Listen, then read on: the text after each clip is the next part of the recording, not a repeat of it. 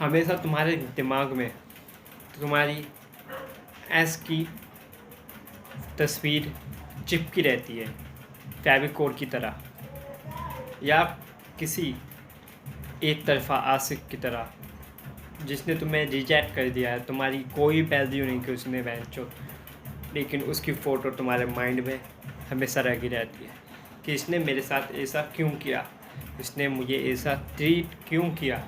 आप उसे भूल ही नहीं पाते। भूलने का बहुत ट्राई करते हो लेकिन भूल नहीं पाते। दुनिया का सारे काम भूल जाते हो लेकिन वो काम नहीं भूल पाते। तो मैं भी इस सफ़र से गुजर चुका हूँ। ऐसा क्यों होता है, तो ये समझेंगे ऐसा क्यों होता है। तुम उसे भूला क्यों नहीं पाते और वो तुम्हें 2 सेकंड में भुला देती है। इसका रीज़न यही है, फर्स्ट रीज़न ये है कि तुमने उस पर ज़्यादा इन्वेस्टमेंट की है, उससे ज़्यादा तुमने इन्वेस्ट किया है उस पर, या वो टाइम हो, मनी हो, अफेक्शन हो, केयर हो, या फिर अटेंशन हो, कुछ भी हो, तुमने उससे ज़्यादा इन्वेस्ट किया है। रेकी से ज़्यादा तुमने इन्वेस्ट किया है। रेकी ने इतना इन्वेस्ट किया है तो तुमने इतना इन्वेस्ट किया है। तो क्या हुआ इससे, तुमने उस पर ज़्यादा इन्वेस्ट किया है। हर चीज़ सोचो, टाइम भी तुमने ज़्यादा इन्वेस्ट किया है। उसके टाइम पे तुम हमेशा अवेलेबल हो जाते हो, और जब तुम फ्री होते हो, जब वो फ्री नहीं होती, जब वो बुलाती है उसी टाइम तुम जाते हो, और जब तुम बुलाते हो वो उस टाइम नहीं आती है, वो अपने फ्री टाइम पे ही तुम्हें बुलाती है। तो टाइम तुमने अपना इन्वेस्ट किया है उस पर।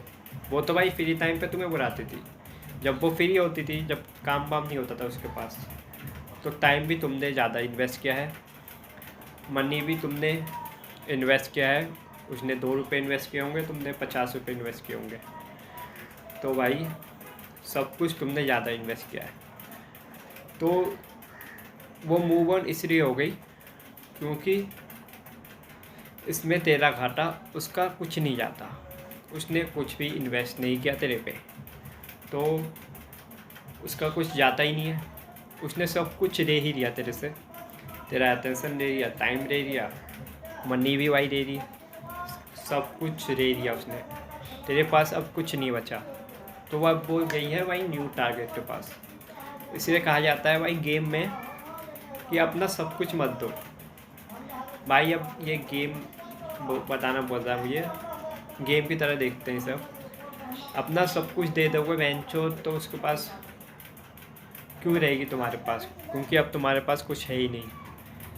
आज के टाइम पे बेंचो बच्चे अपने माँ बाप को अनाथ आश्रम भेज देते हैं, तो तुम कौन हो।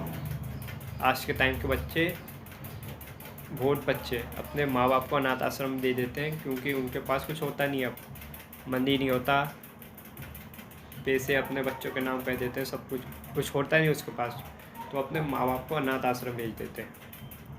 तो तुम कौन हो बहन चोद, ये बताओ। इसलिए सब कुछ इन्वेस्ट मत करो।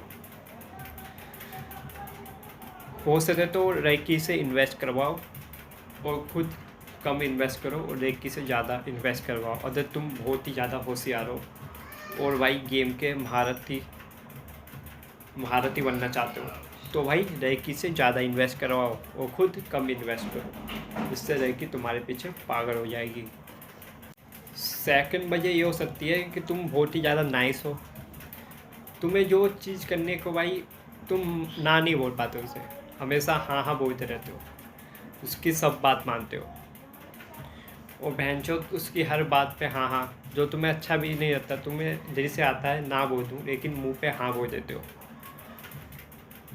जिससे तुमने हर उसकी बात मांगी, जो उसने बोला वो सब किया अपनी परवाह किए बिना। तो इससे तुम्हें अटैचमेंट होगा उससे बहुत ज़्यादा ख़तरनाक, क्योंकि तुम बहुत ही ज़्यादा नाइस हो। उसकी सब बात मांगी तुमने, लेकिन उसने एंड में तुम्हें रात मार दी। इससे तुम्हें भाई होगी, हर्ट तो होगा, तुम्हारे माइंड में उसकी फ़ोटो लगी रहेगी कि इसने मेरे साथ ऐसा क्यों किया, ये तुमने सोचते रहोगे।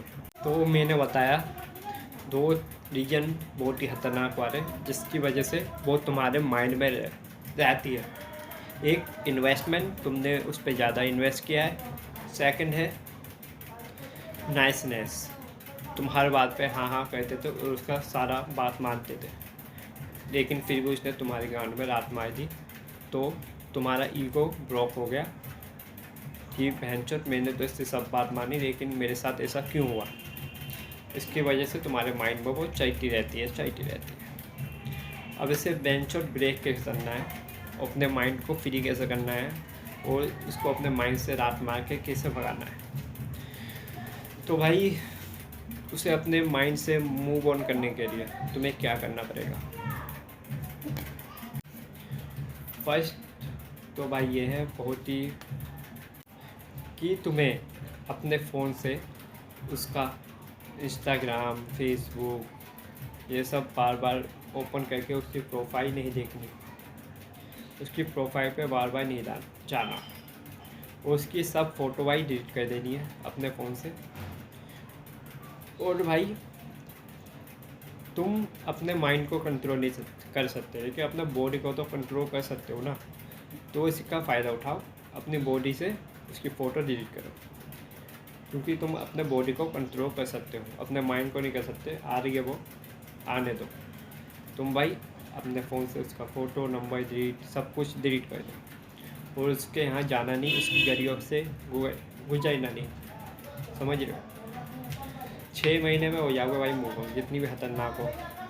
21 दिन लगते हैं मूव ऑन के लिए, 21 दिन, समझ रहे हो। 21 दिन में तुम मूव ऑन हो सकते हो, और 6 महीने में बिल्कुल भूल जाओगे मैंने जब कौन ही है। तो भाई जो जो वीडियो में है वो भाई ज़रूर मूव ऑन होंगे, क्योंकि यहाँ तक टिकना हर किसी के बस की बात नहीं होती।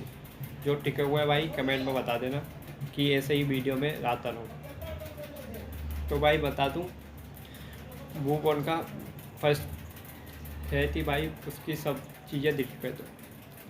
सेकंड है बहन चोद खुद को इम्प्रूव करने लग जाओ, थोड़ा बहुत तो इम्प्रूव भी करो, कि बहन चोद वो देखे तो उसे थोड़ा बहुत रिग्रेट को फील हो कि बहन चोद क्या हो गया, मैंने जाने के बाद ये तो भाई बदल गया, मैं ही इसके लाइफ में अड़चन थी। ये वाली फीलिंग तो आनी चाहिए ना उसे। तो अपने ऊपर भाई काम करना शुरू कर दो। जो चीज़ उसमें तुम्हें अच्छी लगती थी वो चीज़ अपने ऊपर अडेप्ट करो। उसका रुख अच्छा था तो बेंचो अपने रुख पे ध्यान दो, उसका फिगर अच्छा था तो बेंचो अपनी बॉडी पे ध्यान दो, जिससे तुम्हारी बॉडी अच्छी हो जाएगी ना। उसके फिगर से तुम्हारी बॉडी अच्छी हो जाएगी बेंचो। तुम्हारे बॉडी के सामने सब फिगर कुछ नहीं होगा, तो भाई खुद ही अंदर से आएगा बेंचो मेरे सामने कुछ नहीं है, ये मेरा रुख इसके रुख से अच्छा ही है। अपने रुख पे ध्यान दोगे, जिस चीज़ से तुम अट्रैक्ट हुए थे वो चीज़ अपने ऊपर पैस कर देनी है। इसकी इंग्लिश अच्छी थी, इंग्लिश सुनने के बाद बेंचर अट्रैक्ट हो गया था मैं, तो बेंचर मैं इंग्लिश में PhD कर दूँगा। इससे बेंचर बहुत ही जल्दी मूव ऑन हो जाओगे।